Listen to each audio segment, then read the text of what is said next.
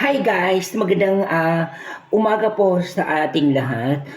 Isi-share ko po lang guys yung mga vitamin at gamot po ng aking baby at saka mga ginagamit niyang pang-araw-araw. Kaya kukunin ko na para makita niyo guys. Hi, ito guys, ipapakita ko sa inyo, ipasilip ko po sa inyo ang pinapainom ko sa aking bebe na vitamin tuwing umaga pagkatapos ng kumain. Siling fulos guys, ayan, kaya siyang malakas. So, ito na naman ay para po ito panggabi before siya matulog, painumin po natin siya ng is 3 per 40. So ito hindi lang po ito vitamin, pampatangkad po ito ng bata at pampatigas po ng mga buto ng bata. So ito na naman guys ay lagundi. Lagundi guys ay hindi po ito nabubuksan.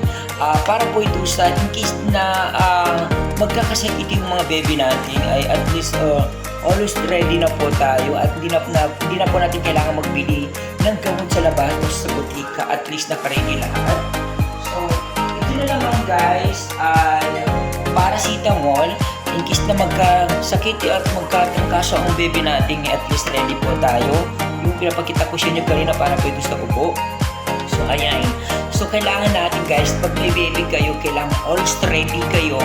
Kasi in case na paano kung magkasakit yung mga baby na walang nagkataon na may pera kayo, wala kayong magawa kung mangungutan ng pambili ng gamot. Kaya habang may pera kayo, magbili po kayo ng ganito para always ready na may gamot po kayo sa bahay para sa inyong baby. Ayan guys, so ipapakita ko po sa inyo ang ginainom or ginadidi po ng aking baby. Kaya matitigas po ang kanyang mga buto-buto. So, ayan guys. So, ayan guys. Ito po ang kanyang gatas. Paano pagkabasa? Parang baliktad yata. Next to gym po ito guys. Baliktad na gani. Next to gym, ayan. So, kaya ang tigas at malaki ang buto-buto ng aking bebe kasi ito po ang ginagatas niya. So, panggabi guys, dalawang mamaroon ang nakatimpla ko sa kanya, pero pag hapon, minsan isa or dalawa ganyan. Depende sa pag nagadidi siya. So, bago po natin siyang lagyan ng tubig na hindi mainit. Pag magtimpla pa kayo ng gatas o didi ng anak nyo, maglagay muna kayo ng mainit na tubig para maluto po yung gatas ng bata. Okay? So, ipapakita ko na lang sa inyo ang ganyang pampers. So, ito na naman guys, tingnan nyo. Sako-sako ang kanyang pampers. So, ilan na guys ang naubos ko. Ayan. So, ayan.